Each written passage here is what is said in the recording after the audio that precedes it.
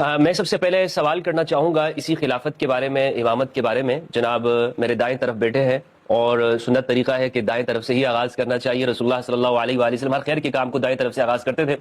تو علامہ صاحب مجھے یہ بتائیے گا کہ اہل سنت والجماعت کے نزدیک مسئلہ خلافت اور امامت یہ کیا ہے، کسے کہتے ہیں؟ بسم اللہ الرحمن الرحیم وَإِذْ قَالَ رَبُّكَ لِلْمَلَائِكَةِ إِنِّي جَاعِلٌ فِي الْأَرْضِ خَلِيفَةً وَعَدَ اللَّهُ الَّذِينَ آمَنُوا مِنْكُمْ وَعَمِلُوا الصَّالِحَاتِ لَيَسْتَخْلِفَنَّهُمْ فِي الْأَرْضِ كَمَا اسْتَخْلَفَ الَّذِينَ مِنْ قَبْلِهِمْ صدق اللہ مولانا العظیم وصدق رسولہ النبی الکریم۔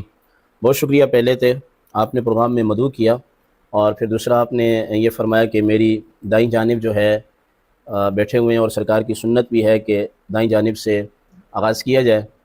تو یہ حسن اتفاق کہیے یا پھر کچھ بھی کہیے کہ ایک حدیث پاک میرے ذہن میں آتی ہے کہ سرکار دو عالم صلی اللہ علیہ وسلم تشریف فرما ہوتے تو آپ کی دائیں جانب جناب سیدنا صدیق اکبر رضی اللہ تعالیٰ عنہ ہوتے، اور بائیں جانب جناب عمر بن خطاب رضی اللہ تعالیٰ عنہ ہوتے، اور آپ کے اصحاب جو ہے وہ آپ کے پاس بیٹھے ہوتے، اور وہ قاضی صاحب نے لکھا ہے، قاضی ایاز رحمہ اللہ نے، اس طرح بیٹھے ہوتے کہ جیسے ان کے سروں پر پرندے ہیں، اور کوئی بھی نگاہیں اٹھا کے نہیں دیکھتا تھا سوائے ان دو کے۔ یہ نگاہیں اٹھا کے دیکھتے بھی تھے، اور ترمذی کے الفاظ ہیں سرکار ان کو دیکھتے بھی تھے اور پھر تبسم بھی ہوتا تھا۔ یہ ہماری سنن کے اندر روایت آئی ہے۔ جہاں تک آپ کے سوال کا تعلق ہے تو اللہ پاک نے قرآن کریم میں اپنا جو زمین پر ایسا شخص مقرر کیا جس کو وہ احکام پہنچائے، اس کو خلیفہ کا نام دیا ہے۔ امام بزاوی رحمہ اللہ اس پر بات کرتے ہوئے لکھتے ہیں کہ خلیفہ کبھی کبھار بنایا جاتا ہے کہ جب اصل چلا جائے تو پھر اس کے پیچھے جو ہوتے ہیں وہ اس کے خلفاء بنتے ہیں۔ تو چونکہ اللہ تعالیٰ کو تو اس چیز کی ضرورت نہیں ہے، وہ تو فانی نہیں ہے، وہ تو باقی ہے، تو پھر اس نے آدم علیہ السلام کو خلیفہ کیوں بنایا؟ تو اس کی وجہ یہ تھی کہ کبھی کبھار کوئی شخص اتنا بڑا ہوتا ہے، اتنی عظیم ذات ہوتی ہے کہ براہ راست اس سے احکام لینا کسی کے بس کی بات نہیں ہوتی ہے، تو وہ آگے کوئی ایسا شخص کہ جو یہاں بھی رابطے میں ہو اور وہاں بھی رابطے میں ہو، وہاں سے احکام لے اور پھر لینے کے بعد آگے دے دے۔ تو پہلی بات یہ طے ہوئی کہ اللہ پاک نے خلیفہ کے بارے میں جو قرآن میں فرمایا ہے، خلیفہ مرد ہوتا ہے۔ آدم علیہ السلام جو تھے وہ مرد تھے، خلافت ہے بھی مرد کے لیے ہے۔ یعنی کہ خلافت کی شرائط جو اہل سنت کے ہاں ذکر کی گئی ہیں وہ 7 شرائط ذکر کی گئی ہیں۔ ان میں سے پہلی شرط یہ ہے کہ جو خلیفہ ہوگا وہ مسلمان ہوگا، دوسری شرط یہ ہے کہ وہ بالغ ہوگا، تیسری شرط یہ ہے کہ وہ عاقل ہوگا، اور چوتھی شرط یہ ہے کہ وہ آزاد ہوگا، غلام کبھی خلیفہ نہیں بنے گا، اور پانچویں شرط یہ ہے کہ وہ مؤنث نہیں ہوگا، مذکر ہوگا، یعنی کہ مرد ہوگا، جیسے کہ میں بات کر چکا، اور چھٹی شرط یہ ہے کہ وہ قادر ہوگا، اور ساتویں شرط یہ ہے اہل سنت کے ہاں کہ وہ قریشی ہوگا۔ ایک شرط تو یہ بھی ہے کہ موجود ہوگا، غائب نہیں ہوگا میرے خیال میں۔ نہیں، جب وہ قادر آ گیا تو پھر وہ ان شرائط کے اندر ہی آ جائے گی۔ ساری چیزیں جو ہمارے ہاں ذکر کی گئی ہیں ان شرائط کے ساتھ ساتھ، ظاہر ہے جب تک وہ موجود نہیں ہوگا تو وہ آگے معاملات کیسے چلائے گا؟ میں سمجھ رہا ہوں جس طرح آپ اشارہ کر رہے ہیں اس پہ بات ہو جائے گی۔ تو اہل سنت کے ہاں اس کا قریشی ہونا ضروری ہے، یعنی کہ خلیفہ غیر قریش کبھی بھی نہیں ہو سکتا۔ سرکار دو عالم صلی اللہ علیہ وسلم کی مشہور حدیث پاک ہے، اور بعض محدثین کرام نے تواتر کی حد تک ذکر کیا ہے، سوائے نظام معتزلی کے اور کچھ خوارج کے، کہ انہوں نے قریش کی جو شرط ہے یہ ہٹائی ہے۔ اور اگر آپ ماضی قریب میں جائیں گے تو ابو الکلام جو مولوی آزاد تھے وہ بھی جو ہے کیا نام ہے قریشیت کے قائل جو ہے وہ نہیں تھے۔ اچھا، آپ کی معذرت کے ساتھ آپ کی اس گفتگو سے میں یہ بات سمجھا ہوں کہ عورت اہل سنت کے نزدیک حکمران نہیں ہو سکتی ہے۔ حاکم ہونا اور چیز ہے اور خلیفہ ہونا اور چیز ہے، اچھا، یہ الگ الگ ہے؟ الگ الگ ہے، یہ ایک چیز نہیں ہے۔ کیا فرق ہے اس میں؟ یعنی ایک شخص خلیفہ ہے لیکن وہ حاکم نہیں ہوگا، یا حاکم ہوگا وہ خلیفہ نہیں ہوگا، کیا فرق ہے اس میں؟ یعنی کہ حکومت میں صرف سربراہی ہوتی ہے، اچھا، ٹھیک ہے، اور اس میں اس کی تمام باتوں کو لینا یہ ضروری نہیں ہوتا ہے، اختلاف بھی کیا جا سکتا ہے۔ جیسے آج کل ہمارے یہاں صدر ہے، وزیر اعظم ہے۔ جی جی بالکل، ان کی کئی ایسی باتیں ہیں جی، مثلا اس میں سے ایک یہ ہے کہ اگر نماز پڑھنی ہے تو خلیفہ نے آگے ہونا ہے، تو عورت اگر مخصوص ایام میں ہے تو وہ کیسے آگے ہوگی؟ تو نہیں ہو سکتی نا۔ صحیح ہے۔ تو سربراہی کی تو چلو جمہوریت ہے، اس کو تو آپ ایک طرف رکھیں، لیکن جتنے انبیاء علیہ السلام بھیجے ہیں وہ تمام کے تمام جو ہے وہ مرد تھے، اور انہوں نے اپنے جتنے جان نشین مقرر کیے ہیں وہ بھی مرد تھے۔ یہ بات بھی ذہن میں رہے۔ حاکم اور خلیفہ میں یہ فرق ہے کہ حاکم سے اختلاف ہو سکتا ہے، خلیفہ سے اہل سنت کے نزدیک اختلاف نہیں ہو سکتا۔ نہیں ہو سکتا، اب سن لیں، اس کی کسی بات پر اعتراض بھی نہیں ہو سکتا۔ نہیں ہو سکتا، مطلب اس پہ ہم سوال نہیں کر سکتے، وہ معصوم ہے؟ نہیں کر سکتے، نہیں، معصوم نہیں، اچھا، ہاں، معصوم نہیں، معصوم نہیں ہے۔ معصوم نہیں۔ جس خلیفہ کے اندر یہ 7 شرائط پائی جائیں گی، 7 جو میں نے ذکر کی ہیں، یا ایھا الذین آمنوا اطیعوا اللہ و اطیعوا الرسول و اولی الامر منکم، صحیح کہ اے ایمان والو اللہ اور اس کے رسول کی پیروی کرو اور اولو الامر کی پیروی کرو۔ یہاں اولو الامر سے مراد اکثر مفسرین کرام کے نزدیک وہ خلافت ہے جو علی منہاج النبوہ ہے، اور اس کا جو عرصہ ہے وہ 30 سال ہے۔ ان میں سے پہلے سیدنا صدیق اکبر رضی اللہ تعالیٰ عنہ، دوسرے سیدنا عمر بن خطاب رضی اللہ تعالیٰ عنہ، اور تیسرے سیدنا عثمان بن عفان رضی اللہ تعالیٰ عنہ، چوتھے مولا کائنات سیدنا علی المرتضیٰ رضی اللہ تعالیٰ عنہ، اور پانچویں جو ہیں وہ امام حسن مجتبیٰ رضی اللہ تعالیٰ عنہ، ان کے 6 ماہ۔ اور بعض بزرگوں نے کہا ہے کہ 4 خلفائیں، تو امام حسن کے جو 6 ماہ ہیں ان کو وہ حضرت علی رضی اللہ تعالیٰ عنہ کی خلافت کے اندر جو ہے وہ حصہ سمجھتے ہیں، یعنی کہ اس طرح تو ان سے تو اختلاف نہیں ہو سکتا۔ اچھا میں آپ کو اب ایک بڑے مزے کی بات بتاؤں، فتاوی رضویہ شریف میں امام اہل سنت نے 14ویں جلد میں ایک بڑی زبردست بات لکھی ہے۔ خلیفہ منصور کے بارے میں بخوبی آپ جانتے ہوں گے، حالانکہ خلفائے عباسیہ جو ہیں انہوں نے اہل بیت پر جو معاملات کیے ہیں وہ بھی کسی سے ڈھکے چھپے نہیں ہیں، ٹھیک ہے، اور انہوں لوگوں نے ہی امام اعظم ابو حنیفہ پر بھی کیا ہے جو نہیں کیا، سب کچھ کیا ہے۔ اچھا یہاں میں ایک بات بتا دوں آپ کو جو میں اثر آپ کے سامنے رکھنا چاہتا ہوں، وہ یہ بہت ضروری ہے۔ امام اعظم ابو حنیفہ رحمۃ اللہ تعالیٰ علیہ کو خلیفہ منصور نے فتویٰ دینے سے روک دیا کہ آپ فتویٰ نہیں دیں گے۔ تو امام صاحب اپنے گھر میں تشریف فرماتے تو آپ کی صاحبزادی نے شہزادی نے کسی مسئلے کے بارے میں کوئی استفسار کیا کہ یہ مسئلہ ابا حضور کیسے ہے، تو آپ نے فرمایا کہ مجھے خلیفہ نے منع کیا ہے، فلہٰذا میں اس کے حکم کی خلاف ورزی نہیں کر سکتا، میں آپ کو مسئلہ نہیں بتاؤں گا۔ یہ دیانت ہے۔ یعنی آپ کی بات یہاں تک آ گئی کہ خلیفہ اہل سنت کے نزدیک اس سے اختلاف نہیں ہو سکتا۔ ہاں وہ خلیفہ جو علی منہاج النبوہ، ٹھیک ہے، منہاج النبوہ ہو، اور خلیفہ اور حاکم میں فرق ہوتا ہے۔ خلیفہ الگ ہوتا ہے، ملوکیت الگ ہوتی ہے، وہ ایک الگ چیز ہے، وہ سرکار نے باقاعدہ تفصیل سے بیان کیا۔ اچھا یہ چیز چلی جائے گی، لیکن میں یہ آپ کو پھر کہہ دوں کہ یہ جو میں نے خلفاء گنوائے ہیں نا آپ سے، یعنی 5، ان کی جو تابعداری ہے اس میں کسی کو حق نہیں ہے کہ وہ ان سے واجب الاتباع ہے۔ ہاں اگر دلائل کی بنیاد پر کوئی الگ چیزیں ہیں تو وہ اس کو الگ دیکھا جائے گا، ٹھیک ہے۔ چلیں علامہ صاحب آپ بتائیے گا کہ اہل تشیع کے نزدیک خلافت اور امامت کسے کہتے ہیں اور اس کا کیا حکم ہے؟ بسم اللہ الرحمن الرحیم۔ اصل میں ایسا ہے کہ انسان کی ضرورتوں میں جو سب سے بڑی ضرورت ہے وہ ہے ہدایت کا ہونا۔ ہدایت، جیسا کہ مفتی صاحب نے آیت پڑھی کہ وَإِذْ قَالَ رَبُّكَ لِلْمَلَائِكَةِ إِنِّي جَاعِلٌ فِي الْأَرْضِ خلیفہ، اللہ رب العالمین نے ملائکہ سے کہا کہ میں زمین پر اپنا خلیفہ بنا رہا ہوں، یعنی اللہ رب العالمین نے انسانوں کی خلقت سے پہلے خلیفہ کو مقدم رکھا۔ اور جب حضرت آدم علیہ السلام کو زمین پر بھیجا، خطاب کیا انسانیت سے کہ قُلْنَا اهْبِطُوا مِنْهَا جَمِيعًا، کہ تم سب چلے جاؤ نیچے، اتر جاؤ، فَإِمَّا يَأْتِيَنَّكُم مِّنِّي هُدًى فَمَنِ اتَّبَعَ هُدَايَ فَلَا خَوْفٌ عَلَيْهِمْ وَلَا هُمْ يَحْزَنُونَ، جب تمہارے پاس میری طرف سے ہدایت آ جائے، جس نے میری ہدایت کی اتباع کی، فَلَا خَوْفٌ عَلَيْهِمْ وَلَا هُمْ يَحْزَنُونَ، اسے نہ ہی کوئی خوف ہوگا اور نہ ہی کوئی غم ہوگا۔ پھر سورہ طٰہٰ میں یہی اس سے ملتی جلتی آیت، قُلْ قَالَ اهْبِطَا مِنْهَا جَمِيعًا فَإِمَّا يَأْتِيَنَّكُم مِّنِّي هُدًى فَمَنِ اتَّبَعَ هُدَايَ، یعنی جس نے بھی میری ہدایت کی اتباع کی وہ نہ تو کسی پریشانی میں آئے گا نہ ہی اسے اور کوئی مصیبت ہوگی۔ پھر خداوند متعال نے فرمایا وَمَنْ أَعْرَضَ عَنْ ذِكْرِي فَإِنَّ لَهُ مَعِيشَةً ضَنكًا وَنَحْشُرُهُ يَوْمَ الْقِيَامَةِ أَعْمَىٰ، اس کی جو تفاسیر ہمارے پاس ہیں وہ میں بیان ابھی نہیں کر رہا۔ اب یہاں سے جو یہ 2 آیتیں ہیں جو خداوند متعال کا خلیفہ کو خلقت سے پہلے مقدم رکھنا، تو انسان کی خلقت سے پہلے، وہ تو ایک عالم ارواح کا ایک الگ معاملہ ہے، لیکن انسان ابھی دنیا میں آئے نہیں، ان سے پہلے خلیفہ بنایا گیا۔ اور وہاں پر ایک چیلنجر آیا ہے جس نے سجدہ نہیں کیا، حضرت آدم۔ خداوند متعال نے فرمایا کہ جیسا اس کے پاس علم ہے ویسا تمہارے پاس ہے۔ پہلے تو علم خود سکھایا نا فرشتے کے ذریعے سے، وَعَلَّمَ آدَمَ الْأَسْمَاءَ كُلَّهَا، یہ آپ کو آیتیں ساری پتہ ہیں، میں آیتیں نہیں پڑھتا۔ پھر اس میں وہ شیطان نے کہا کہ میں اس سے بہتر ہوں، حالانکہ خداوند متعال نے کہا کہ ایسا علم ہے تمہارے پاس جیسا اس کے پاس ہے، تو اس کو یہ چاہیے تھا کہ اگر چیلنج کیا ہے تو ویسا علم ظاہر کرتا، بلکہ اس نے کیا کہا کہ میں اس سے بہتر ہوں، یہ بنا ہے مٹی سے اور میں بنا ہوں آگ سے، خلقتنی من نار وخلقتہ من طین، یعنی اس کا یہ اعتراض جو تھا، اگر چیلنج قبول کیا تھا یا چیلنج کیا تھا تو یہ ہونا چاہیے تھا ویسا علم دکھاتا۔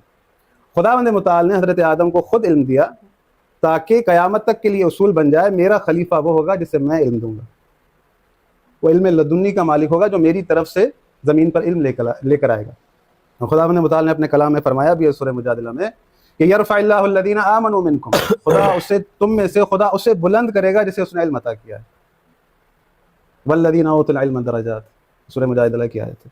تو یعنی جو فضیلتوں میں سب سے بڑی فضیلت ہے وہ ہے علم کا ہونا اور وہ خدا کی طرف سے ہونا۔ اب یہاں پر جو گزشتہ انبیاء ہیں وہ اپنے بعد یعنی لازمی طور پر اپنے آنے والے نبی کی تصدیق کرتے تھے، لوگوں کو بتاتے تھے تاکہ ان کے لیے جو ہے نا کوئی پریشانی کا معاملہ نہ ہو، اپنے اوصیاء کو مقرر کرتے تھے۔ یہ سارا سلسلہ چلتا آیا، جب رسول خدا صلی اللہ علیہ وآلہ وسلم مبعوث ہوئے ہیں، انہوں نے ہمیں دین اسلام دیا ہے، دین اسلام ہم تک پہنچایا ہے، تمام دین مکمل کر کے دیا ہے۔ اب جو سلسلہ چلتا ہوا آ رہا ہے حضرت آدم سے لے کر، یہ آیتیں بھی موجود ہیں کہ میری طرف سے ہدایت، یعنی رسول خدا کو اللہ رب العالمین نے بھیجا ہے۔ میں نے پہلے بھی آیت پڑھی تھی کہ کتاب انزلناہ الیک لتخرج الناس من الظلمات الی النور۔ ہم نے یہاں پر یہ رسول خدا کی ذمہ داری ہے کہ لوگوں کو ظلمات سے نکال کر نور کی طرف داخل کرنا۔ رسول خدا کی ذمہ داری ہے کہ تمام کی تمام رسالت پہنچانا۔ رسول خدا کی ذمہ داری ہے کہ قرآن کی صحیح طریقے سے تشریح کرنا۔ خداوند متعال نے فرمایا ہے کہ من یطع الرسول فقد اطاع اللہ، جس نے اس رسول کی اطاعت کی اس نے مطلقاً مجھ اللہ کی اطاعت کی۔ پھر خداوند متعال نے فرمایا ومن یطع اللہ والرسول فاولئک مع الذین انعم اللہ علیہم من النبیین والصدیقین والشہداء والصالحین وحسن اولئک رفیقا۔ جو اللہ اور اس کے رسول کی اطاعت کرتا ہے، اللہ رب العالمین اسے یہ جزا دے گا کہ انبیاء کے ساتھ ہوگا، صلحاء کے ساتھ ہوگا، شہداء کے ساتھ ہوگا، ان کی رفاقت اسے ملے گی محشر میں۔ اس پاک و پاکیزہ اطاعت جو اللہ رب العالمین نے قرار دی ہے، رسول خدا کی جو اطاعت کر رہا ہے، یعنی مطلقاً اللہ کی اطاعت کر رہا ہے۔ اب یہاں پر اللہ رب العالمین کہہ رہا ہے کہ اطیعوا اللہ واطیعوا الرسول واولی الامر منکم، اطاعت کرو اللہ کی، اس کے رسول کی، اور جو اولی الامر ہے تم میں۔ یہاں پر تشریح جو ہے رسول خدا کو کرنی ہے کہ اولی الامر کون ہے۔ یہ مختلف پروگرام میں بات کر چکا ہوں، یہ سوال بھی اٹھا چکا ہوں، لیکن مجھے اس کا جواب نہیں ملا۔ میں چاہ رہا تھا کہ اس کو دہرا دوں۔ بات یہ ہے کہ اللہ رب العالمین رسول کے ذریعے سے اپنی اطاعت کروا رہا ہے، تو ہم اس بات کا یقین رکھتے ہیں کہ رسول خدا معصوم ہے، معصوم عن الخطا ہیں، گناہ نہیں کرتے، اشتباہ نہیں کرتے، خطا نہیں کرتے، غلطی نہیں کرتے۔ اسی اطاعت کے ساتھ اولی الامر کی اطاعت ہے۔ یعنی خلیفہ کی بات میں نے پوچھا۔ جی خلیفہ، ہاں بالکل، رسول خدا صلی اللہ علیہ وآلہ وسلم نے، یعنی قرآن میں جو مطلق ہوئی ہے تو رسول خدا صلی اللہ علیہ وآلہ وسلم بتائیں گے نا کہ اولی الامر کون ہے اور کیسا ہونا چاہیے۔ اولی الامر خلیفہ تو الگ ہے نا، جو حکمران ہے، مثلا انہوں نے بتایا کہ ایک خلیفہ ہے اور ایک حاکم ہے۔ دیکھیں یہ جو دنیا کے معاملات ہیں نا، کہ یہاں پر جو حاکم بنے ہوئے ہیں یہ سمجھ لیں کہ امور کو سنبھال رہے ہیں۔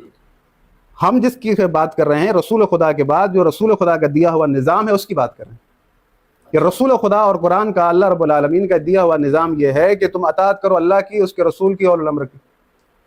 رسول خدا معصوم ہیں، ان کی اطاعت اگر ہم کر رہے ہیں، یعنی جو بھی اللہ رب العالمین سے وہ پیغام لے رہے ہیں ہم تک پہنچا رہے ہیں، وہ غلطی نہیں کرتے، وہ گناہ نہیں کرتے۔ اللہ رب العالمین نے ہم پر واجب کی اپنی اطاعت، تو رسول خدا خود اولو الامر موجود ہیں، ان کی موجودگی میں اللہ رب العالمین کہہ رہا ہے کہ اولو الامر کی اطاعت کرو، تو یقیناً یہ سوال ہوا ہوگا۔ یعنی ہر سوال رسول خدا سے ہوتا تھا نا، وَيَسْأَلُونَكَ عَنِ الْيَتَامَى وَيَسْأَلُونَكَ مَاذَا يُنْفِقُونَ وَيَسْأَلُونَكَ عَنِ الْمَحِيضِ، ہر سوال رسول خدا سے ہوتا تھا۔ وَيَسْأَلُونَكَ عَنِ الْأَحِلَّةِ، یہ سب چیزیں رسول خدا سے پوچھی جاتی تھی۔ جب یہ آیت اتری ہے اطیعوا اللہ واطیعوا الرسول واولی الامر منکم، تو کیا کبھی کسی نے رسول خدا سے نہیں پوچھا ہوگا یا رسول اللہ اولی الامر کون ہے؟ صحیح۔ اچھا، تو جیسے انہوں نے بتایا کہ خلیفہ وہ ہے کہ جس کی مطلقاً اطاعت ہے، اس سے اختلاف نہیں ہو سکتا، اختلاف نہیں ہو سکتا۔ ہاں بالکل، دیکھیں نا، ہم یہ کہہ رہے ہیں کہ رسول خدا صلی اللہ علیہ وآلہ وسلم نے اپنی زندگی کے اندر اپنی وصیت فرمائی ہے کہ میرے بعد میرے 12 خلفاء ہوں گے، کیونکہ تمام محدثین نے لکھا، بخاری نے بھی لکھا ہے، مسلم نے بھی لکھا ہے کہ میرے بعد میرے 12 خلفاء ہوں گے، خود سے انہوں نے منسوب کیا کہ میرے ہوں گے۔ اب رسول خدا صلی اللہ علیہ وآلہ وسلم یہ فرما رہے ہیں کہ میرے بعد میرے 12 خلفاء ہوں گے، کچھ حدیثوں میں 12 امیر ہوں گے، کچھ میں ہے 12 خلیفہ ہوں گے، اس طرح سے مختلف ہیں جو محدثین نے لکھی ہیں۔ اب بات یہ ہے کہ ہم یہ کہتے ہیں کہ رسول خدا صلی اللہ علیہ وآلہ وسلم نے اگر یہ فرمایا ہے کہ میرے بعد 12 ہوں گے، تو وہ ہم تو نہیں بنائیں گے نا، وہ تو خود رسول خدا بتائیں گے کہ 12 کون سے ہیں۔ یہ تو میں پہلے بھی عرض کر چکا ہوں، خلیفہ سے اختلاف ہو سکتا ہے؟ نہیں، خلیفہ اگر رسول خدا کا وصی ہے تو اس سے اختلاف نہیں ہو سکتا، اس کی رسول خدا نے وصیت کی اور اس کی نص موجود ہو۔ اگر مثال کے طور سے خلیفہ سے اختلاف نہیں ہو سکتا، اگر یہ اس کو مان لیا جائے تو یزید خلیفہ تھا تو امام حسین نے اس کے خلاف خروج کیا کہ امام حسین کو رسول خدا یہاں میں تھوڑا سا کروں گا، ناراض نہیں ہوئے گا، یزید خلیفہ نہیں تھا۔ خلیفہ نہیں تھا؟ نہیں تھا۔ پھر کیا تھا؟ یزید خلیفہ نہیں تھا۔ پھر کیا تھا بتائیں نا۔ حاکم تھا، میں نے بتا دیا۔ اچھا، وہ اولی الامر کے دائرے میں یہاں تھوڑا سا مغالطہ ہو رہا ہے شاید۔ وہ لوگ جنہوں نے ان 12 کے اندر، یعنی کہ سیدنا ابوبکر صدیق، سیدنا عمر بن خطاب، یہ 4 ہو گئے، امام حسن مجتبی رضی اللہ تعالیٰ عنہ یہ 5ویں ہو گئے۔ اس کے بعد عبداللہ بن زبیر تک گئے ہیں، عبداللہ بن زبیر کے بعد عمر بن عبدالعزیز تک گئے ہیں، اور عمر بن، سنیں میں بات کی وضاحت کر رہا ہوں، عمر بن عبدالعزیز کے بعد امام مہدی تک گئے ہیں۔ 3 ایسے ہیں کہ جن کا ابھی تک کوئی ایسا واضح نہیں ہے۔ یزید کو کسی صورت میں ہم خلیفہ کہہ ہی نہیں سکتے۔ آپ کس حوالے سے یزید کو خلیفہ نہیں، آپ یہ بتائیں کہ وہ جو بنایا گیا یا چنا گیا، دیکھیں یزید کے جو والد گرامی سیدنا امیر معاویہ رضی اللہ تعالیٰ عنہ، وہ خلیفہ نہیں ہے علی منہاج النبوہ، جو کہ صحابی رسول ہیں، اکابرین میں سے ہیں، ان کو ہم حاکم تسلیم کرتے ہیں، امیر تسلیم کرتے ہیں۔ میرے لیے ایک نیوز دے دی ہے۔ نہیں، تو یزید کو کیسے کریں گے؟ یزید کو آپ کیسے خلیفہ کہہ رہے ہیں؟ مطلب کسی کا قول نقل کر رہے ہیں، آپ اپنا مذہب بتا رہے ہیں، اس بات کو ذرا واضح کریں. میں ایک پروگرام میں بیٹھا تھا مفتی عبدالباقی صاحب سے، میں نے کہا کہ بھائی رسول خدا نے فرمایا میرے بعد میرے 12 جانشین ہوں گے. وہ پروگرام میں نے آپ کو سنا ہے. اس وقت جو ہے آپ مفتی عبدالباقی کے ساتھ نہیں بیٹھے. ٹھیک ہے، اس وقت یہ پوائنٹ نہیں یہ نوٹ کریں گے آپ اہل سنت ہیں، وہ بھی اہل سنت ہیں. اس وقت آپ عقیدہ کچھ اور بتا رہے ہیں، وہ بھی مفتی ہیں، آپ بھی مفتی ہیں. اس وقت آپ عبد القادر ہزاروی کے سامنے بیٹھے ہیں. نہیں ایسا نہیں ہے. جہاں مجھے لگے گا اہل سنت تمام کے تمام. نہیں دیکھیں میں آپ کو آپ کی کتابوں میں بارہا جگہ دکھا سکتا ہوں کہ کسی نام والے اہل سنت کی کتاب خلیفہ لکھا گیا اسے، اور تاریخ الخلفاء کے اندر یزید خلیفہ موجود ہے. آپ یہ بات کر رہے ہیں کہ وہ حاکم ہے، خلیفہ نہیں ہے. چلیں ٹھیک ہے، اگر وہ حاکم ہے آیا اول الامر کے زمرے میں آتا ہے؟ وہ نہیں آتا. تو یہ تو آپ نے ایک الگ سا قانون دے دیا. اللہ قرآن میں کہہ رہا ہے کہ اول الامر کی اطاعت واجب ہے، اور وہ جو ہے میں اپنی بات کر چکا ہوں، میں ختم کر چکا ہوں اپنی بات کہ 30 سال جو ہیں 30 سال کے بعد خلافت علی منہاج النبوہ ہے ہی نہیں ہے. قبلہ آپ دیکھیں میری بات سنیں تھوڑا سا، اگر وہ تھوڑا سا غور و فکر کریں. امام علی مقام کیسے عدول کرتے ہیں؟ ایک میرا مسئلہ یہ حل کر دیں. چلیں بات کریں آپ. ٹھیک ہے، رسول خدا نے فرمایا میرے بعد میرے 12 خلفاء ہوں گے. اوکے ٹھیک ہے، رسول خدا نے 12 خلفاء کا کہا تو ہم جو آپ کی کتابوں میں پڑھتے ہیں تو اس میں یزید بھی موجود ہے، مروان کے آل مروان بھی موجود ہیں. میں اسی لیے استفسار کر رہا ہوں آپ سے کہ کسی ایک کتاب کا حوالہ دیں تاکہ میری معلومات میں یہ بات آئے. میں آپ کو ایک نہیں 100 کتابوں کے حوالے دوں گا، بلکہ اگر آپ دوسری دفعہ جو پروگرام رکھیں گے تو اس میں یہی ہوگا کہ سارا پروگرام اسی پہ گزرے گا کہ میں آپ نہیں. ہماری جو اہل سنت کی بات کر رہے ہیں آپ، کیا انہوں نے جان نشین رسول کے حوالے سے بات کی ہے؟ بالکل. خلفائے راشدین میں شامل کیا ہے کسی نے؟ وہ بھی آپ کے مفتی تھے. نہیں ہمارے عبد الباقی صاحب کی تو بات نہیں کریں نا. جیسے پچھلا پروگرام ہوا آپ ان سے کہہ رہے تھے کہ منکرین زکوٰۃ، ان کو اتنا بھی پتہ نہیں تھا. آپ کے پروگرام کی وساطت سے میرا حق بنتا ہے. مانعین زکوٰۃ اور ہیں، منکرین زکوٰۃ اور ہیں، وہ اس مسئلے کو حل نہیں کر پائے. جو بندہ یہ نہیں سمجھتا کہ مانعین زکوٰۃ اور ہیں، منکرین زکوٰۃ اور ہیں، کیونکہ سیدنا صدیق اکبر نے جو جہاد کا اعلان کیا ہے وہ منکرین زکوٰۃ کے خلاف کیا ہے، مانعین زکوٰۃ کے خلاف نہیں کیا ہے. اصل میں جب وہ منکر ہوئے، یعنی ان کا منع جب منکر کے درجے میں آ گیا تو پھر کسی رکن کا انکار کرنے سے بندہ کافر ہوتا ہے. تو ان کی تو آپ بات نہ کریں. دیکھیں میری بات سنیں. جی دیکھیں آپ کی بات میں تضاد ہے. رسول خدا نے فرمایا کہ میرے بعد میرے 12 خلفاء ہوں گے. جو آپ مدت 30 سال بتا رہے ہیں وہ ہو رہی ہے 5 خلفاء پر پوری. نہیں، پھر منہاج السنہ والی مدت آپ جو ہے 12 تک پوری کر کے دینا. رسول خدا نے تو 12 کہا ہے نا. دیکھیں اس پہ میں اپنی باری میں بات کروں گا. جو 12 کی آپ بات کر رہے ہیں، صرف آپ نے جس شخص کو خلیفہ کہا نا، کیونکہ جس ہمارا عنوان جو رکھا گیا تھا وہ خلافت علی منہاج النبوہ. اگر سعودی عرب کے مفتی اعظم سے فتویٰ لیا جائے یزید خلیفہ ہے یا نہیں تو وہ میں آپ کو ان سے فتویٰ دلوا دوں آن لائن. اس سے مفتی اعظم سعودی عرب نہیں. دیکھیں اس وقت آپ اہل سنت حنفی جو صحیح معنوں میں وارث ہیں ان کو تو ہم مانتے ہی نہیں. مطلب اگر ہمیں اہل سنت سے بات کرنی پڑے تو سب سے جدا جدا. ہاں یہی میں کہہ رہا ہوں، جدا جدا کریں. یعنی اس وقت آپ الفاظ کا چناؤ اس طرح کریں گے کہ آپ کے سامنے حقیقی اہل سنت بیٹھا ہے. علامہ صاحب یعنی سنی بھی ڈیوائیڈڈ ہیں نا. جس شخص کی یہ بات کر رہے ہیں موصوف کی، اس نے تو یہاں تک کہہ دیا کہ مولا کائنات کے حوالے سے حضرت بریدہ والی جو حدیث تھی اس کو جناب والا ابو بکرہ پہ انہوں نے جا کے یعنی جس شخص کو اتنا پتہ نہ ہو کہ بریدہ اسلمی والی حدیث ہے اور اس میں غیر موجودگی میں جو ہے نا، نہیں غیر موجودگی سوشل میڈیا کے دور میں کوئی غیر موجودگی نہیں ہے. غیر ذمہ دارانہ وہ سامنے بیٹھے ہوں تو ان کے سامنے اس فی الوقت آپ جو ہے اس کی نسبت میری موجودگی میں یعنی کہ یزید کی نسبت خلافت کی طرف نہ کریں. وہ ملوکیت ہے. جب ہم میں تو آپ کے لیے مسئلہ آسان کر رہا ہوں نا. اچھا انہوں نے ایک اور بات کی علامہ صاحب میری سمجھ میں یہ میں چاہتا ہوں کہ ناظرین بھی اس کے اوپر ان کے لیے بڑی ایک بات ہے کہ یہ کہہ رہے ہیں کہ خلیفہ سے اختلاف نہیں ہو سکتا. ٹھیک ہے، آپ کے نزدیک کیا خلیفہ کے ساتھ جس طرح آپ نے کہا کہ اگر وہ شرعی معنوں میں ہے جس طرح وسیع رسول ہے تو اختلاف نہیں ہو سکتا ہے، تو پھر فرق کیا ہو گیا آپس میں؟ اختلاف کیا چیز ہے؟ میری بات سنیں. آپ رسول خدا کے فرمان پر غور کریں. رسول خدا نے فرمایا میرے بعد میرے 12 خلفاء ہوں گے. یہ رسول خدا کی ذمہ داری ہے وہ 12 کون ہوں. رسول خدا پہلے بھی میں نے کہا تھا ایک پروگرام میں، یہاں پر لوگوں کو منجدار میں پھنسانے نہیں ہے. ٹھیک ہے، بات یہ ہے کہ آپ کو اللہ رب العالمین نے اولو الامر کی اطاعت کا حکم دیا ہے. اب یہ آپ فیصلہ کر رہے ہیں کہ اگر وہ اچھا عمل کرے گا تو اس کی اطاعت کی جائے گی، اگر برا کرے گا تو اس کی اطاعت نہیں کی جائے گی. یہ فرمان رسول خدا کا نہیں ہے، قرآن کا نہیں ہے. قرآن مطلق اطاعت کی حکم دے رہا ہے، مطلق اطاعت کا. میرا یہ سوال ہے، پہلے بھی میں نے یہ سوال اٹھایا تھا کہ اللہ رب العالمین کبھی آپ کو کسی ایسے کی اطاعت کا حکم دے ہی نہیں سکتا جو آپ کو اچھا بھی بتائے اور برا بھی بتائے.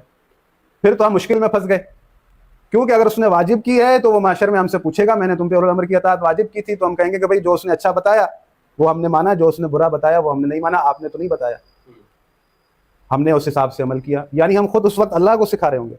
اگر اللہ رب العالمین نے ایسا ہی آپ کو نظام دیا ہے کہ اگر وہ اچھی بات آپ کو بتاتا ہے تو آپ عمل کریں اور بری بات بتاتا ہے تو آپ عمل نہ کریں، تو یعنی اب ہم اس جگہ پر پہنچے، اس نہج پر پہنچے کہ امور کو فلٹر کریں کہ بھئی یہ اچھا ہے یہ برا ہے، تو یہ تو نہیں ہو سکتا۔ اگر میں اس نہج پر پہنچ جاؤں کہ امور کو فلٹر کروں، یہ اچھا ہے یہ برا ہے، تمیز کرنے لگوں، تو پھر اس مسند پر بیٹھنے کا زیادہ حقدار میں ہوں۔ صحیح ہے۔ تو یہ جو ہے نا ساری باتیں یہ اصل میں ملتی نہیں آپس میں، ٹکر نہیں کھاتی، ٹکر کھاتی ہیں۔ یہ یعنی ان کا مطالبہ یہ ہے کہ آپ ہمیں 12 خلفاء کی جو ترتیب ہے وہ حضور نے ان کے بارے میں اگر فرمایا تو آپ بتا دیں کہ کن کے بارے میں فرمایا۔ آپ کس طرح سے یہ ڈیسائیڈ کر رہے ہیں کہ یزید اس میں ہے یا نہیں ہے؟ بات کر رہا ہوں اس پہ، پہلی بات تو یہ ہے کہ میری عادت نہیں ہے کسی کو درمیان میں ٹوکنے کی، لیکن جب بات یعنی کہ غیر اہل کو اہل سمجھا جائے تو پھر ظاہر سی بات کرنا یہ ہمارا حق بنتا ہے، تو اس لیے میں نے کیا۔ اب جو ہے نا ان کی باتیں تمام میں نے سن لی، اب آپ میری گفتگو تحمل کے ساتھ سنیں گے۔ پہلی بات یہ ہے کہ انہوں نے یہ بات کہی کہ وَأُولِي الْأَمْرِ، جو میں نے آیت پڑھی تھی پھر اسی کو موضوع بحث بنایا۔ یہ فرما رہے ہیں کہ وہ سرکار دو عالم صلی اللہ علیہ وسلم کی ذمہ داری بنتی ہے کہ واضح طور پر فرمائیں کہ یہ اولی الامر ہے۔ یہی سوال ہے آپ کی طرف سے۔ اولی الامر شیعہ کتب کے اندر بھی واضح طور پر سرکار دو عالم صلی اللہ علیہ وسلم نے کسی کو فرمایا ہو نہیں ہے۔ مثلا کلینی کا اگر میں آپ کو حوالہ دوں، ان کے سمجھیں کہ وہ اول درجے کے محدث ہیں، جس طرح ہمارے امام بخاری ہیں، وہ یہ بات کہتے ہیں کہ نبی کریم علیہ السلام کے وصال مبارک کے بعد انصار نے اور مہاجرین نے جب سیدنا صدیق اکبر رضی اللہ تعالیٰ عنہ کی خلافت کو مان لیا اور بیعت کر لی، اور اس میں حضرت سعد نے اور مولا کائنات اور چند جو احبہ تھے قریش کے، انہوں نے اختلاف کیا۔ اختلاف کے بعد جب یہ معاملہ آگے بڑھتا ہے تو کلینی صاحب یہ بات لکھتے ہیں کہ مولا کائنات کا یہ بیان ہے کہ میرے پاس سامنے دو راستے تھے۔ ایک راستہ تو یہ تھا کہ میں مسلمانوں سے کہوں کہ خلیفہ ابو بکر نہیں ہے، خلیفہ میں ہوں۔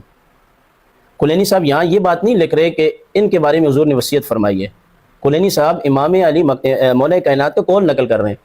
تو مولا کائنات نے پھر نتیجہ یہ نکالا کہ اگر میں اس وقت لوگوں کو اپنی طرف بلاتا تو کوئی شخص بھی میری طرف آنے کو تیار نہیں تھا۔ نوٹ کریں یہ بات۔ اور جب آنے کو تیار نہیں تھا تو حضور علیہ السلام جو دین لے کر آئے اس کا شرازہ بکھر جاتا۔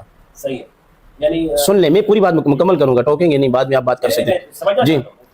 اس کے بعد کیا ہوا کہ میں نے جناب سیدنا صدیق اکبر رضی اللہ تعالی عنہ کے ہاتھ پر بیعت کی، ان کو میں نے خلیفہ تسلیم کیا۔ کلینی صاحب کی عبارت سے یہ واضح ہو گیا کہ مولا کائنات نے سرکار کا کوئی فرمان پیش نہیں کیا، صرف اپنا قول پیش کیا کہ لوگ میری طرف آئیں گے نہیں، مسلمان میری طرف آئیں گے نہیں، مسلمان وہاں جمع ہو گئے ہیں تو اس لیے میں نے ان کی بیعت کی۔ ایک بات تو یہ مکمل۔ اب دیکھیے نہج البلاغہ نے آگے جا کے امام مولا کائنات رضی اللہ تعالیٰ عنہ کا ایک خط جو حضرت امیر معاویہ رضی اللہ تعالیٰ عنہ کو لکھا گیا تھا، وہ بڑی تفصیل کے ساتھ موجود ہے۔ اس میں مولا کائنات یہ بات لکھتے ہیں کہ آپ میرے ہاتھ پر بیعت نہیں کر رہے، سن لیں، میرے ہاتھ پر ان لوگوں نے بیعت کر لی ہے جنہوں نے ابو بکر صدیق، عمر بن خطاب اور عثمان ابن عفان کے ہاتھ پر بیعت کی ہے۔ وہ کون ہیں؟ مہاجرین اور انصار لوگ ہیں۔ گویا کہ مولا کائنات اس نہج البلاغہ میں جو خط نقل کیا گیا ہے یہ بتانا چاہ رہے ہیں امیر معاویہ رضی اللہ تعالیٰ عنہ کو کہ آپ مجھے خلیفہ نہیں مان رہے، مجھے تو انہوں نے خلیفہ مان لیا ہے جنہوں نے ابو بکر کو، عمر کو اور عثمان کو مانا تھا۔ گویا کہ ان تین خلفاء ثلاثہ کو امیر شام کے سامنے بطور دلیل رکھ رہے ہیں۔ اب ان کی خلافت، ہاں تو میری خلافت بھی آپ مانیں، یہ بات یہاں ہو گئی مکمل، اس کا کوئی جواب نہیں ہے شیعہ کے پاس۔ اچھا میں آگے بڑھوں گا، نہیں بات مجھے کرنے دیں گے۔ دوسری بات جو انہوں نے فرمائی ہے کہ رسول گرامی صلی اللہ علیہ وسلم کا یہ ذمہ داری بنتی ہے بیان فرمائے۔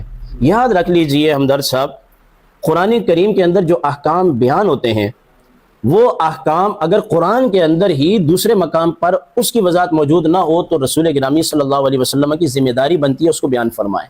مثلا آپ نے مثال کے طور پہ یسألونک عن الاحلہ، تو صحابہ نے پوچھا، بالکل ہاں انہوں نے یسألونک عن الروح، آپ نے نہیں ڈسکس کیا، بہت ساری ایسی آیتیں ہیں۔